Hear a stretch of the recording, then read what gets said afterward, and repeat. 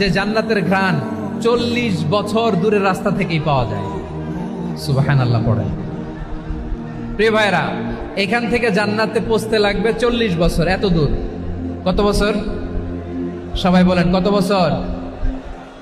এখান থেকে জান্নাতে পৌঁছতে লাগবে 40 বছর। এত দূরে থাকতেই জান্নাতের ঘ্রাণ আপনার নাকে এসে ধাক্কা মারবে।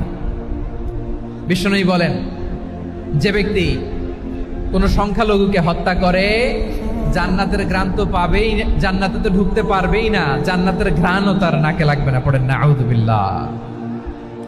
তাহলে সংখ্যালঘুদের ব্যাপারে ইসলামে অধিকার দেয়া আছে না নাই? লালমনিরহাটের ভাইয়ের আওয়াজ করে বলেন, আমার সংখ্যালঘু হিন্দু ভাইদের রাইটস, অধিকার আমাদের ইসলামে প্রোটেক্টেড আছে না নাই? এখানেই শেষ না। বিষ্ণু ইসলাম আপনার অমুসলিম প্রতিবেশীর সাথে ভালো আচরণ করতে বলেছে। আমাদের হয় না এটা মুসলিম পাড়া, ওটা বৌদ্ধ পাড়া, হয় না? অনেক সময় হয় না এটা আমাদের মুসলিম পাড়া, ওইটা হিন্দু পাড়া, এরকম আছে না নাই? লালমনিরহাটে নাই না?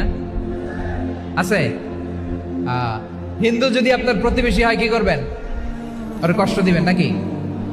কেন? ও তো হিন্দু, ও তো আমার আল্লাহরে ডাকে না, ওরে কষ্ট দিলে জায়েজ হবে না? খবরদার।